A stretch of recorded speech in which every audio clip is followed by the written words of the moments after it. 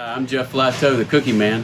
I've been in the food business for over 30 years, and one thing I can tell you for certain, you never know what's coming around the bend. Stick around while we talk to some of my friends and colleagues in the food business. While it's the food that may have brought you to our show, it's the people and their stories that'll keep you coming back for more. And that's the way the cookie crumbles. Welcome to another episode of That's the Way the Cookie Crumbles. I'm Jeff Flateau. I'm here with Bob Hamil at Mama Hamil's in Madison, Mississippi.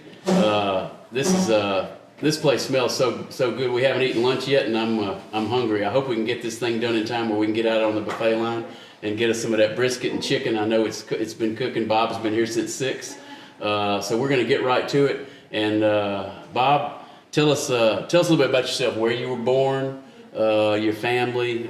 Just kind of go into that and tell us how you got started here in the restaurant. Well, listen, let me back up and tell you a little bit about my mom and my dad. I was born in Mobile, Alabama, and after World War II, my daddy and mother met in Mobile. And my dad worked at a military plant over there, and right after World War II, that's where a lot of our relatives went to find work. And my mother was a waiter at the Battle House Hotel, where she worked 7 days a week, breakfast, lunch, and dinner, to make, her livelihood, as far as that's where her money came from as a waiter. So that's where we kind of started in this business. She learned that hard work pays off. And after I was born in 62, I think in 65, they decided to move to Jackson, Mississippi. And the reason for moving to Jackson, because it was one of the upcoming cities in the state. And they was originally from Mississippi. So we moved back to Jackson in 68, and my daddy, with a partner, went and started a barbecue place in Jackson called Ozzy's Barbecue.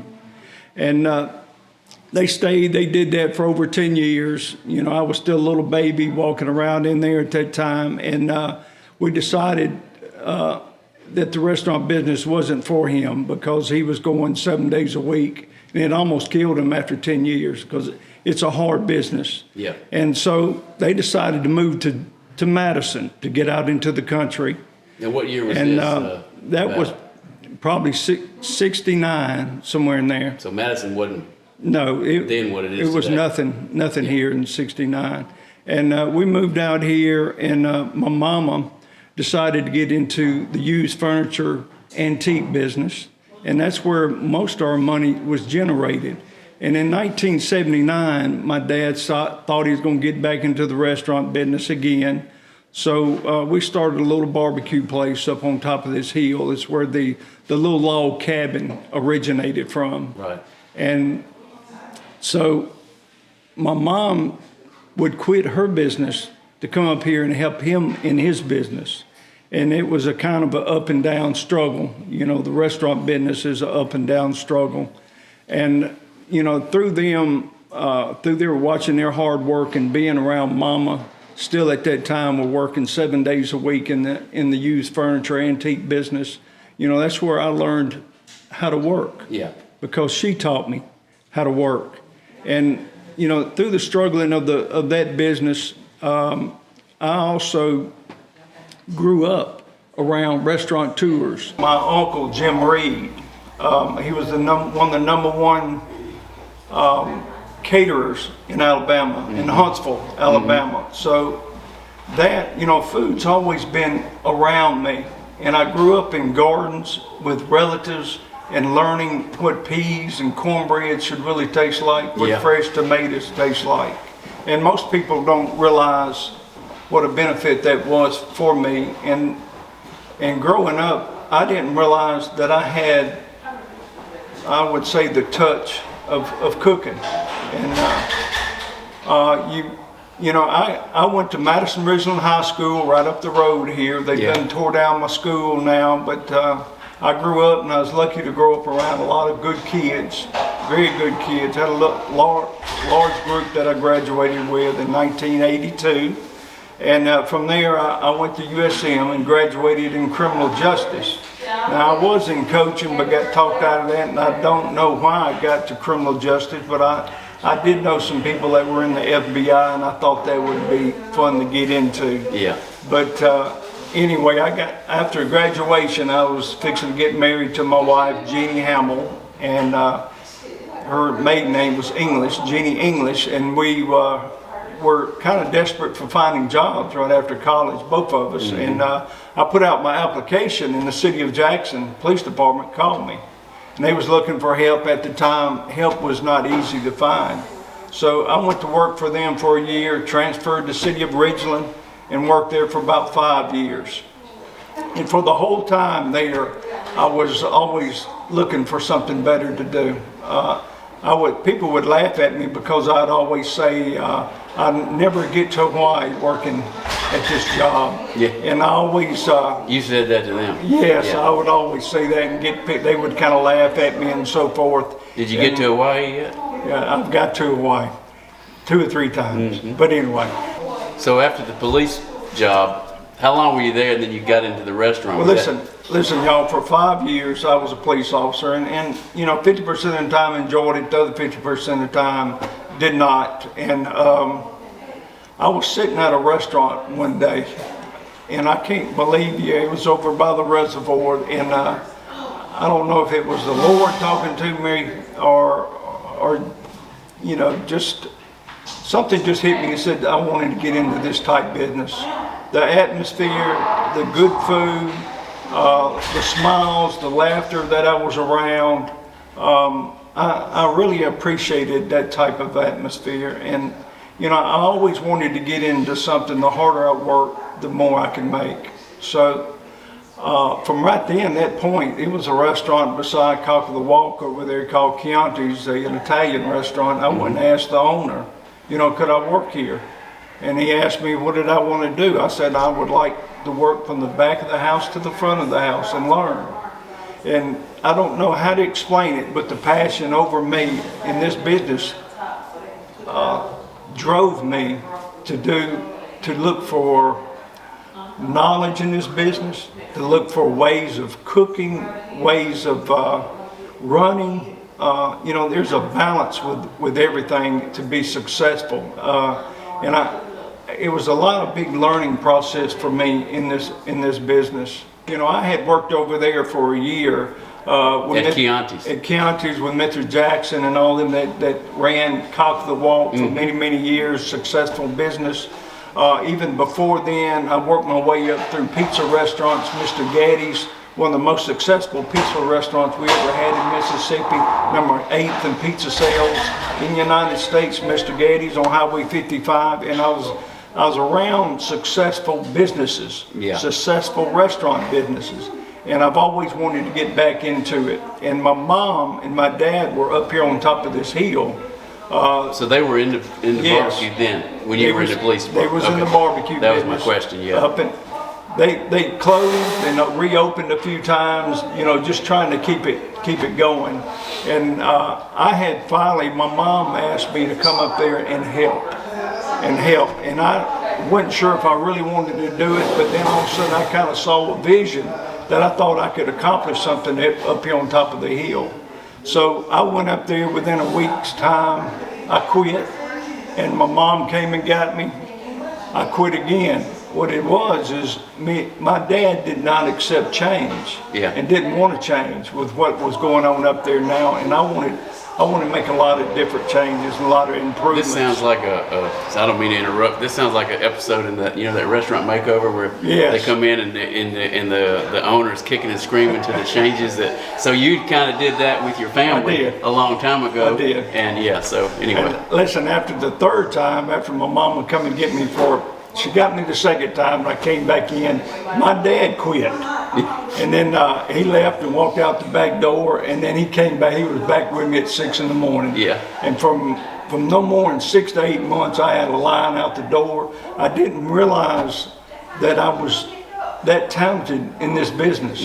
And but I'm gonna tell you, I had a passion of asking every mom and pop that did things well, people that even made pies well, did hamburgers well. I learned the tricks. You know, small things go a long way with cooking in these areas. There's a lot of people that cook good, but I always wanted to cook better than good. So I listened to many different people, and I had a thirst from, you know, Southern Living magazine was one of my favorites in teaching recipes and things. And you know, to me in this business, there's nothing new that's ever produced. Not new, no new type of food or this and that. We just wanted to improve and make things just better all the way around. I had a good friend that I had grew up with, was named Robert Kemp, that told me if I was going to get in that log cabin, whatever I did, if it was a hamburger, whatever, do it to your best of your ability and find other people that do it real well and go learn and ask. And so there was another little hamburger place in Miles, Mississippi that had a line out the door every day. A little place, and I went and watched and talked and asked. And they didn't mind telling me what they did. And you know, talk about fresh product. You know, they went down to their local A&P every day and got fresh ground chuck and brought it back and made hamburgers. And people lined out the door every day in that place that's no longer there anymore. But just doing the small things matter. And you know, learning through different people, even my mother with cooking and so forth, that recipe that I use, my chicken and dumplings, is from the Battle House Hotel in Mobile. That had just came along with her. You know, she learned it and has always known it. And the last day that my mom made dumplings, which she was 77 at the time, it took her 4 hours to roll out the dumplings, and that was the time I went ahead and retired my mom, because we had to get open, and it usually takes me 15 minutes to roll out the dumplings. But I still remember that today. You know, that was 35, 40 years ago. But the enjoyment that I have in this business and the things that I've learned, it's I mean, throughout everything, I've enjoyed it, and I've had a good ride. And y'all, I've met so many different people from the past 40 years of all the governors in the state. Everybody comes and eats with me, from all the movie stars that come through. You know, I've met them all, from Marcus Dupree all the way over to Dion. You know, they come and eat with us all the time, and great people, meet good people. Well, they may come the first time for your good looks, but the second time they come for the food, right? I mean, you got to have a good product. And you must have an excellent product. That's right. So when you went up on the hill, now what was it called when your mom and dad started it? Was it Mama Hamil's? Well, listen, they just called it Hamil's. Hamil's, okay. Back in then, and my mama later came into the picture. But Mama Hamil's come from my grandmother, Mama Hamil's, which was in Union in Decatur, Mississippi. And she was a person that taught me a lot of Southern cooking. You know, they would kill a hog each year. They had big gardens, and we sat there. As a kid, I grew up putting things up, canning things. Yes, every morning making fresh biscuits, you know.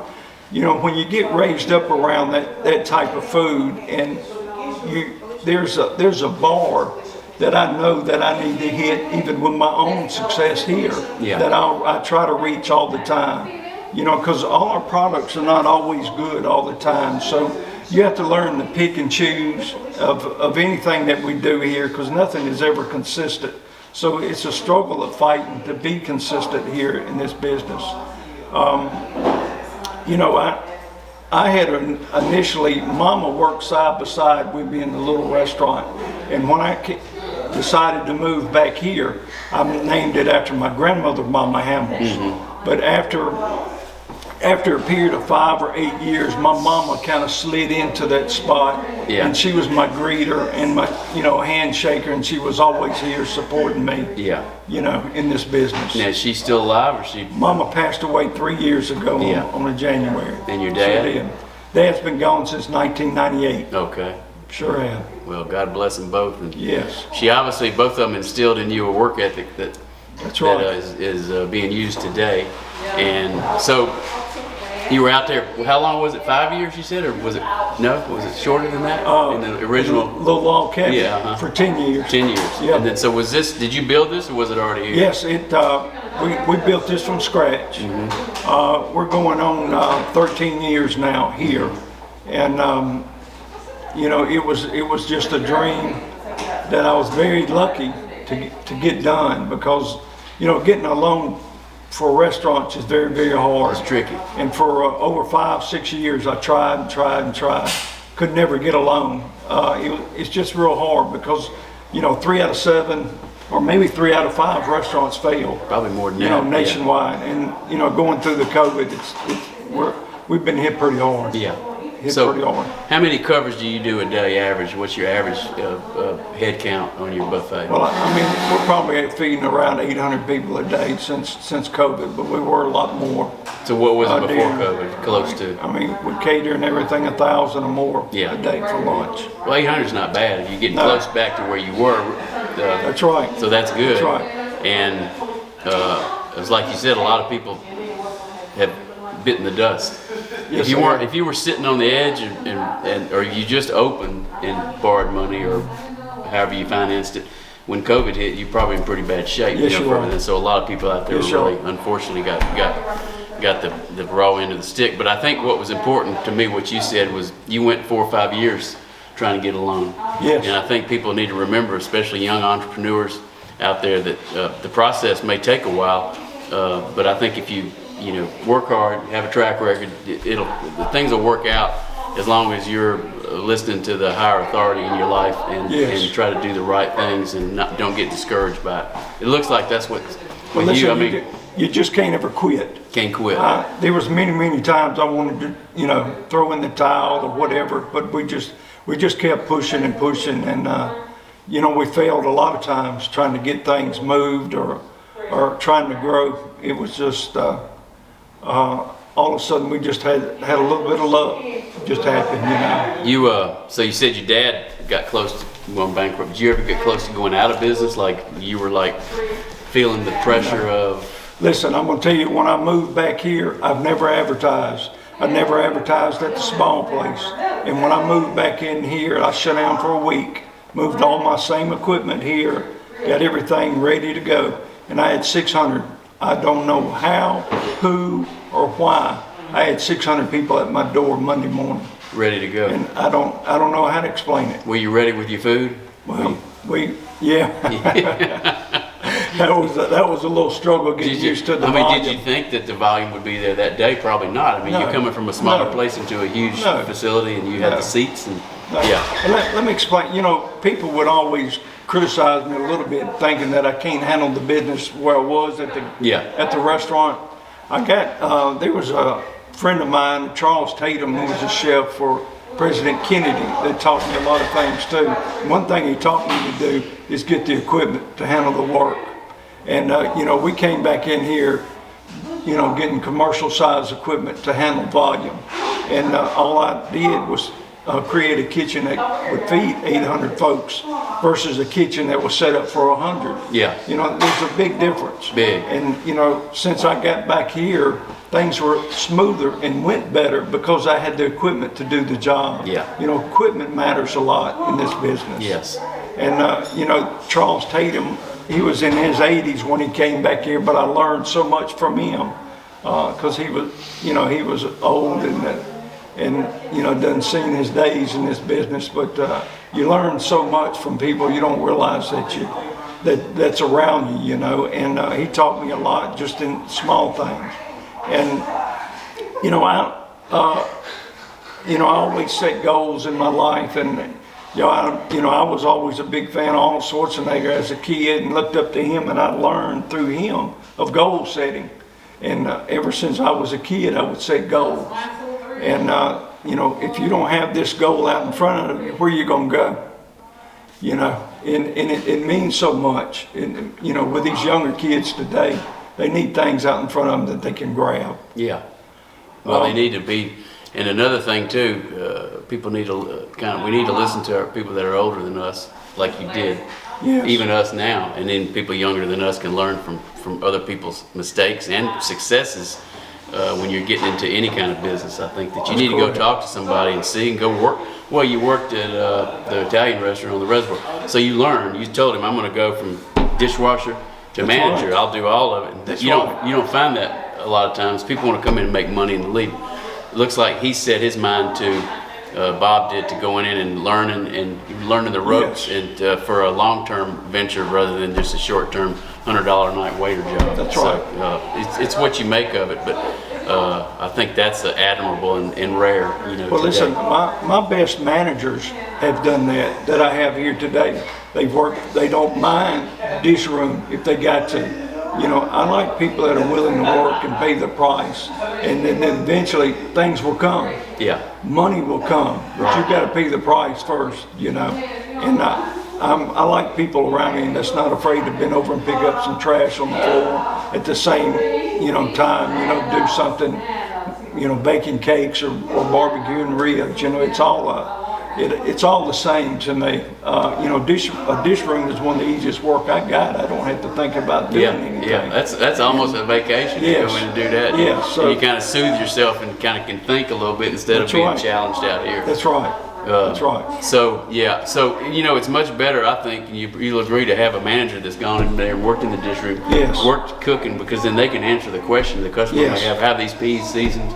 That's How do you right. make these cakes? Are they fresh? Are they you buy right. them from Cisco? Or, That's right. Are they homemade? And so I think that you get, you get a much better employee by having them go through the ranks, and you find out who really wants to work for you. That's right. Some will come and go, but you get the good ones that'll give you the time, and then they learn the system, and then it drives your success as well. For Yes. them, as long as it sounds like you take care of your people, which is key to good equipment, taking care of your key employees and all of them, giving them a good working environment, Right. teaching them something, and you have a passion for what you do, which is important. Sometimes you go work somewhere and they just doing it for the numbers. I don't think you really care about the money. I think you care about right. that each day, that goal, that Right. just the goal of the lunch is successful. And then we come back and have a dinner service tonight, and it's successful too. That's right. And then you start over the next Well, day at listen, 6 o'clock. it's paid off. It's Oh, paid no off. doubt. I work real hard on keeping my food costs low, and through that, we're peeling potatoes each morning. I peel 300-400 pounds of potatoes, rutabagas, cabbage, everything. You got a potato peeler, a machine? No, we do it.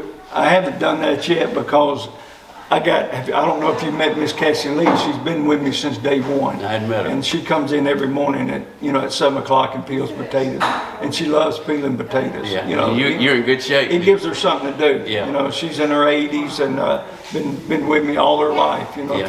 you need somebody to tell you about Bob Hamil, she can tell you about Bob Hamil. Maybe we should have had her with us here. I think it would have been good. Well, that may be another segment, actually. We can definitely. And that's what we're trying to do with this show, is get people to show people the real, the good and the bad and the ugly of food, not just restaurant, but food business. Yes. And some of these people like her. I had a lady that worked for me named Christine Coleman. She was older, and she taught me how to cook, really country cooking, which I think is what you. That's right. And that's an art. And, Yeah. and like you say, we talked earlier before the interview. The knack. Some people got it, some people Yeah. don't. That doesn't mean you can't work in the restaurant business, but there's a certain finesse for Right. cooking certain foods. You're not a French pastry chef, but you can That's cook right. vegetables.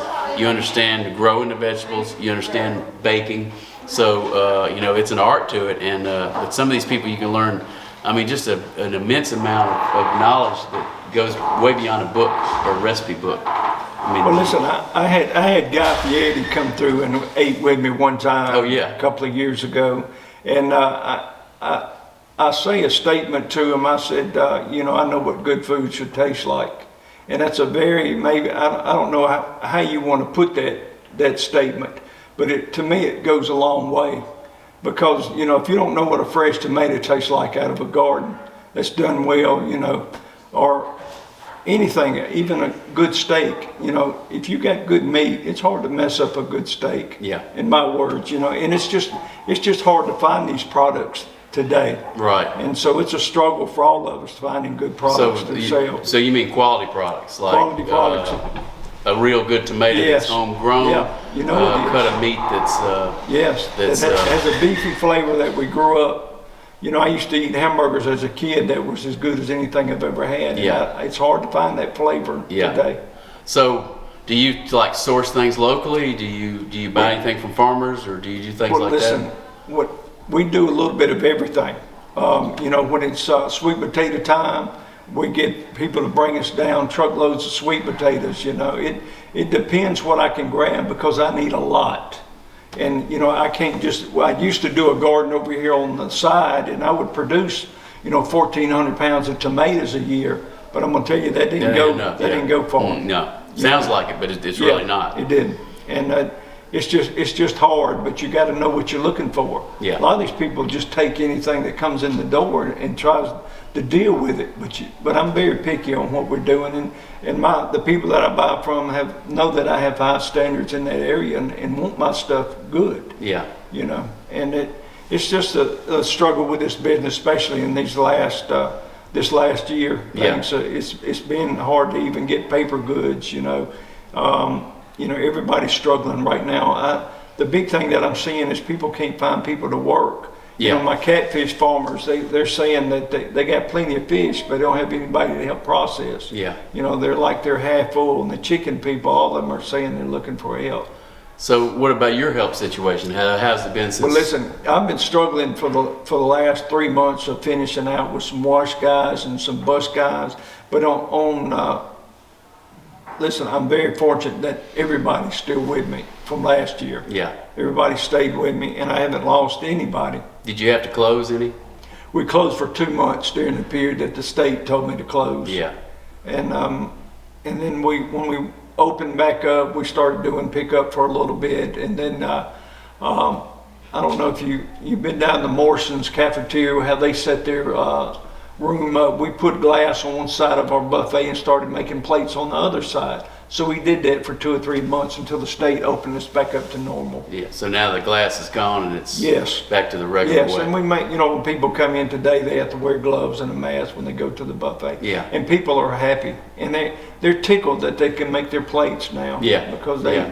I don't know why it created stress when we was doing it for them, but a lot of people like to make their own. Yeah, they plates. like to do it. They're used to it. It's like you say, change. Like your dad didn't like change. That's right. People don't like change either, That's especially right. with handling the food. They Yes. rather handle it themselves, and they're used to it. So, Yes. I mean, it didn't help your business because No. some people just stay home and go, we'll just That's right. do without. And That's right. so that's been one of the COVID issues as well for buffets. And I didn't think about that, coming up, thinking about the interview and the buffet scene, because I've got a lot of friends in the restaurant business, but not buffet, and so they've been doing a lot of takeout, and Right. and they're fine, and some did better by cutting their labor and things like that. It looks like so. So what do you have any plans as far as if people come to you wanting to do another Mama Hamil's in another town or another? Well, listen, just about every month I get somebody wanting me to start another Hamil's in another location. We are now at the process of, we're going to convert the little log cabin where I started into a little pickup place. And, we see a big need of fast, moving quickly, come in with to-go plates, coming in with frozen items and Yeah. so forth, that we can turn over, and we feel like we can prepare the food here, send it up there. So we would have 2 or 3, 4 areas here in the surrounding, counties and so forth, and maybe we could do a little spots here and there, and and help our bottom line. It's something that we're looking into right now. Yeah. When I was 18 years old, I was jet skiing on the reservoir and tore both of my hips up. In my 20s and 30s, I really should have been in a wheelchair. I had my hips redone when I was about 35. And so it's been a struggle with personally, physically, doing all these things and keeping it quiet too, because, I had to, when I went through the police academy, they kept asking me, did I have a bad back? Did I have a bad back? And I didn't realize that I had bad hips. Yeah. But But you didn't tell me you had bad hips. no, because You got kids? I need a job. I got 3. Yeah. Do they help you Three. here? Yes, they all do. And I got one as a senior at Mississippi State finishing up. Yeah. And, Bailey's my office secretary, and Robert he's 25, Bailey's 24. And Robert's one of my managers here that work with us during the day. Yeah. Well, that's good. And So, trying to keep it in the family and go from there, we put a lot of things out on the table. We get asked a lot of questions, especially moving. My problem is I had one of them said that, if you do things, set up other restaurants, you may want to lower your standards a little bit. Yeah. I'm not, I understand his concept in that in some sort, but I love things being clean, I love things, everything, standards being high. Yeah. With anyway, I know I'm just a little country outfit, but things matter to me all the way across the board. Yeah, if you get bigger and you get other people involved, and sometimes you lose control Yes. over those things. So the quality may drop. The bottom line Yes. is more important at that point. It's more about a number crunching than you're massaging it the way you want it Yes. done and making it the Yes. way you want it every day. Right. And so you mentioned consistency. That's the key to the restaurant business. Right. And you can get consistent and cheapen it. That's and right. be consistent, and places do, and they succeed. But I think you sound like you're not in for that at all, and so No. I think you need to, and I applaud that. I think you need to stick by your guns, and people appreciate quality. That's right. And they reward you by coming in those Yes, they doors, do. because when we pulled up, there wasn't any parking places. We had to wait, and we luckily got close. But Mark, who introduced us, told me, he said that he gave me some numbers. They were higher than what you said, but sometimes he exaggerates a little bit. Yeah, he does. But they're still huge numbers, and that goes to credit to you and the work ethic that you developed with your parents. You said your dad didn't do as well, but I mean you learned from him. Yes. And Yes, I he think, was an excellent cook. so Excellent cook. I think that sometimes we measure success in different ways that aren't always the worldly way. That's not True. really true. Where if you go through life, and I learned from somebody this and that, and they didn't really make a lot of money, but I learned a lot. I don't gauge it as a money making, but as That's right. the heartfelt knowledge and well, what you've said here today, you enjoy and love what you do, and that's the key to success for anybody out there that's looking at opening up a restaurant or opening up a catering or anything, a gift shop or an Right. antique business. Doesn't Right. matter what you do, but you better have a zest for it. Yes. And you better have the passion, and you better have the time it takes to build it. What kind of hours do you work? Well, listen, I'm going to tell you, if you're going to get in this business and you don't, you're not able to work 7 days a week, I don't expect, I get people talk to me every once in a while thinking that I come in here at 8 o'clock and leave at 2 o'clock because of my hours. I don't think the majority of the public realize how much demanding of work these kind of restaurant really is. It's a live animal. Yes, it It's is. a live animal, and it has to be tamed. Otherwise, once it goes out of control, it's over. Well, There's listen, no getting it back. I had just hired a manager here last week, and I'm only on schedule for 3 days a week. And he was kind of laughing, thinking, you must got the good life. Well, I let him follow me for a little bit. So Sunday I came in here and put in 4 hours because we had to work on some equipment. And then Tuesday I had to meet another guy up here. There's something all the time. Yeah. And dealing with the phone, dealing with the people, it's something always going on. It's hard for you to lay this business down and walk away for a little bit. Do you anticipate retiring and sailing around the world, or what? I mean, what is your Bob Hamil threat coming up in the next 10 right years? now my goal is I'm hopefully that my children can take it over. Yeah. And keep it rolling and keeping the standards high and keeping the business strong. Do they have the quality standards that you have? Yes, but it's a learning progress. Yeah. You know what I'm saying? Yeah. Because they haven't experienced. I don't think they understand how the past experiences of my life has put me where I am today. So those molded you. So, well, really, they've got to have some time to make some mistakes and to earn their their I don't know what you want to call it, stripes or whatever. Well, they come in and they want to make changes, this and that. I don't want nothing to change. Yeah. I'd like for everything to stay the same, but they don't understand that right now. You understand? I want my peas cooked a certain way and want it to stay a certain way. There's no reason to add or subtract or whatever to change things. If it ain't broke, don't fix it. Yeah, we're already there. Yeah. If they can just be consistent and keep going, people will always line up here. So the model, the success is already here Yes. in the nutshell. Yes. So what you really need for them to do is to manage it and maybe expand it in different ways, some other ways, but not Yes. change it. That's correct. Right. That's correct. So that's your challenge. So I haven't been let down yet. You Yeah. know, the people keep coming, and the people tell you if you're doing a good job. oh yeah, They sure the do. door swing. And when you hear that end That's stop, right. and that That's you right. don't need no WD-40 anymore, No, you got you a don't. problem. So it's over. And you know, and it comes quick.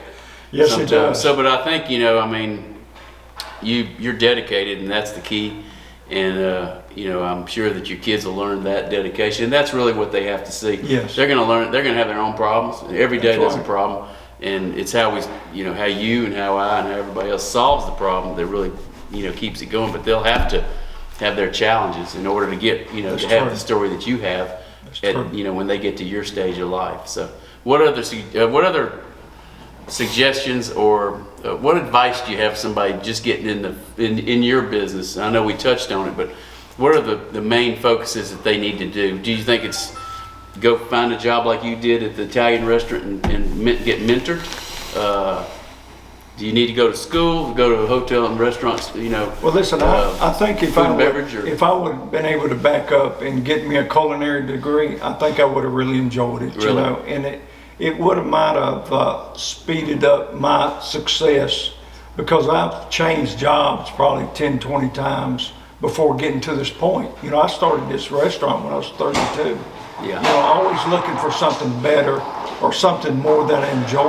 You know, you need to dabble, as you're saying, into this type of business that you're interested in, and get used to it a little bit. If you don't feel like you fit, you need to find something else, because this is just such a hard business. And this is, you know, if you don't have any seats in your restaurant, if you don't have any chairs and tables in your restaurant, how you gonna make money? You know, I got friends that start these businesses and got 5 tabletops.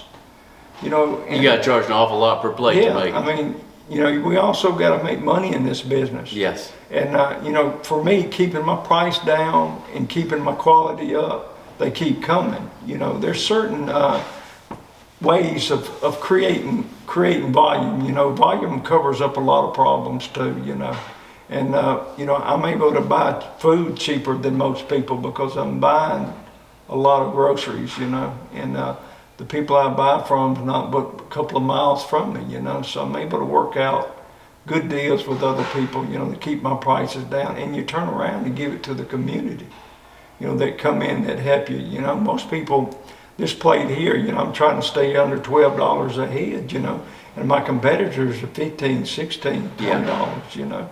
But that's what keeps your business going. Yes, it It's does. The reputation. You don't need to advertise because that is the advertising. That's true. So you're spending it on that. Yes. Your advertising is spent on word of mouth Yes. because of the quality and the price. Yes. So you mentioned culinary school. I'm looking at you and I'm thinking of the Mike Rowe philosophy. You know Mike Rowe. So he's like, you don't really need to go to school if you can go and work. I think you've had a culinary True. school right here. Yes, I I think have. listening to you today, you started out in the gardens with your grandma and Yes. your mom. You started out cooking. You worked with your family. Your mom came from a restaurant back. I mean, Yes. you've had a culinary school. You just didn't have to pay That's right. the long-term tuition that you would today. But That's correct. You may not have gone and learned. You're not a black hat chef, but Right. you've learned it and through not necessarily the School of Hard Knocks, but through family and the Yeah. way you were brought up, and you've taken that and culminated into a successful business. Well, listen, I was very fortunate where I started, that I was able to maybe fall a few times. You know, once you get into start a restaurant business, you gotta hit the door and go 100 miles an hour, and at that first day, your food needs to be good. Yeah. See, a lot of these people don't have a chance to experiment, to improve things or not improve. Yeah. I mean, to me, a restaurant, if they fail in six weeks, you know, all new restaurants get people coming to their door. I Yeah. don't know what the deal is about a new one open, but if food is not right, if their wait staff is not right, just problems that the people do see, it creates havoc for the business. The opposite of what you're talking about marketing is Yes. negative marketing. Yes. It kills you. Yes. And you can't recover from it. You can Yes. you can spend thousands upon thousands of dollars after you've made those mistakes, and you'll never recover Right. again. So, That's correct. I've So- seen it many times. well, I had a list of questions, and I've done a lot of these interviews lately, and this was Bob really. And I didn't think you were going to talk that much. You seemed kind of quiet listen, I and ain't reserved. saying- Not like it. I'm not. I mean, Well, it I was great understand. because you answered everything on the sheet. I'm I an didn't have to introvert ask. by nature. And listen, Really?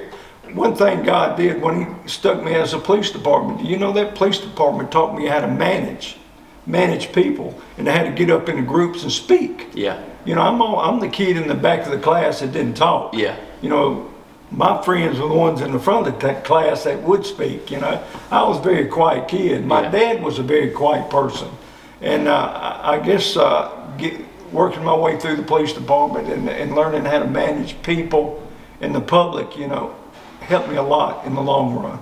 This is a lesson too out for everybody out there. Is that wherever you're meandering through life, enjoy it and Yes. embrace it and learn from it, because the police department taught you how to speak. That's right. It didn't teach you how to cook here, but it taught you how to Right. speak. So we need to remember, and we all go, oh, that was a horrible job. It sucked. I didn't like it. It didn't do me any good. But look, I mean, this perfect lesson right there is that Yes. it did. Because Yes. you come across as not, shy at all. And I think a lot of it's to do with your confidence in what you've done. And Sure. that this is something you may not want to speak on atom bombs and stuff, right now. But I Right. mean, you can speak on food and how to manage and what the That's successes are and what you need for success in this business. Well, I think unfortunately we're going to miss the buffet today. We're going to have to come back because it's a 2:00 shutoff. So these guys are not happy with me, but we're going to find something. But if you're ever in Madison, Mississippi, trek to Mama Hamil's and plop down the $12. It's well worth it. I know from talking to Mark Doran, who set this whole interview up, that it's a fabulous place, and other people I've talked to this week that have eaten here.